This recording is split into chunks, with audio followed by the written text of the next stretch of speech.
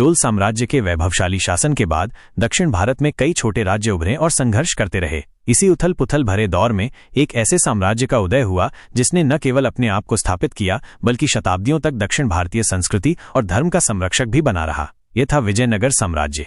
विजयनगर साम्राज्य दो नदियों के बीच एक गौरवशाली शक्ति। दक्कन के पठार पर तुर्की अफगान आक्रमणों के बढ़ते दबाव और दक्षिण भारत की राजनीतिक अस्थिरता के बीच 14वीं शताब्दी ईस्वी के मध्य में विजयनगर साम्राज्य का उदय हुआ। यह साम्राज्य कृष्णा और तुंगभद्रा नदियों के बीच के उपजाऊ दोआब क्षेत्र में स्थापित हुआ, जिसे एक रक्षात्मक और रणनीतिक लाभ मिला। स्थापना और हरिहर बुक्का का योगदान। यह लगभग 1336 ईस्वी की बात है जब हरिहर प्रथम और उनके भाई बुक्का राय प्रथम ने इस साम्राज्य की नींव रखी।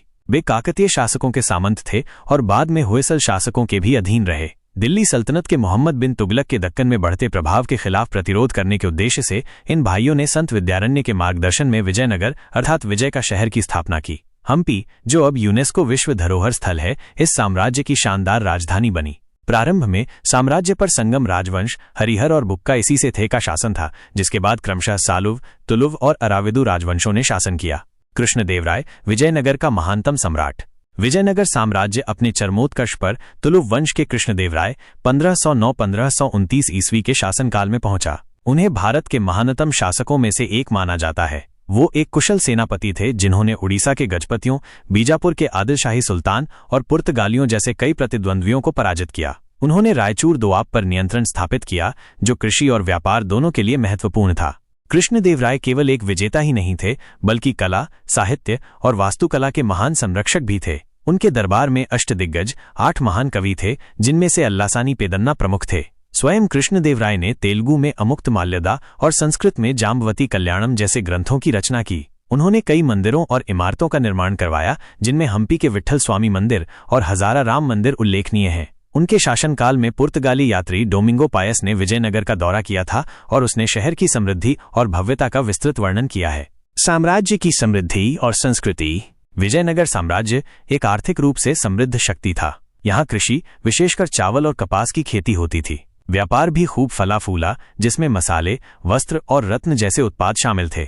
पुर्तगालियों के साथ व्यापारिक संबंध स्थापित हुए, जिससे विदेशी व्यापार को बढ़ावा मिला। ये साम्राज्य दक्षिण भारत में हिंदू संस्कृति और कला का एक गढ़ था। मुस्लिम शासकों के प्रभाव के बावजूद विजयनगर ने अपनी विशिष्ट द्रविड़ कला और स्थापत्य शैली को बनाए रखा और उसे समृद्ध किया। संगीत, नृत्य और चित्रकला को भी खूब प्रोत्साहन मिला। पतन और तालीकोटा का युद्ध।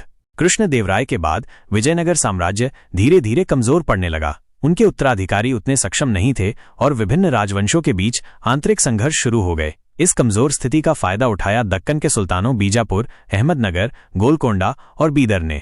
23 जनवरी 1565 को विजयनगर साम्राज्य को एक निर्णायक झटका लगा राक्षसी तांगड़ी के युद्ध में, जिसे तालीकोटा का युद्ध भी कहा जाता है। इस युद्ध में दक्कनी सल्तनतों के संघ ने विजयनगर सेना को बुरी तरह पराजित किया। राजधानी हम्पी को पूरी तरह से लूट लिया गया और नष्ट कर दिया गया, जिससे उसकी शान हमेशा के लिए खत्म हो गई। तालीकोटा के युद्ध के बाद भी अराविदु वंश ने कुछ समय तक शासन किया, लेकिन साम्राज्य अपनी पुरानी शक्ति और महिमा कभी हासिल नहीं कर पाया। अंततः 17वीं शताब्दी तक विजयनगर साम्राज्य का पूरी तरह से पतन हो गया। विरासत। विजयनगर साम्राज्य का पतन एक दुखद घटना थी, लेकिन इसने भारतीय इतिहास में एक अमिट विरासत छोड़ी। यह एक ऐसे साम्राज्य का उदाहरण है जिसने विदेशी आक्रमणों के सामने दक्षिण भारतीय संस्कृति और धर्म की रक्षा की। हम्पी के खंडहर आज भी उस गौरवशाली अतीत की कहानी कहते हैं, जहां कला, स्थापत्य, साहित्य और समृद्धि ने अपने चरम को छुआ था। यह साम्राज्य हमें संघर्षों के बीच भी संस्कृति और विरासत को सहेजने की प्रेरणा देता है। अगर आपको ये वीडियो ज्ञानवर्धक और रोचक लगा तो द रियल स्टोरी को लाइक, शेयर और सब्सक्राइब करना न भूलें। हम आपके लिए ऐसे ही अनसुने और ज्ञानवर्धक कहानियां लाते रहेंगे। देखते रहिए द रियल स्टोरी। और हाँ, इस वीडियो को अपने दोस्तों के साथ शेयर करना बिल्कुल न भूलें, ताकि उन्हें भी पता चले कि आप कितने ज्ञानवर्धक वीडियो देखते हैं।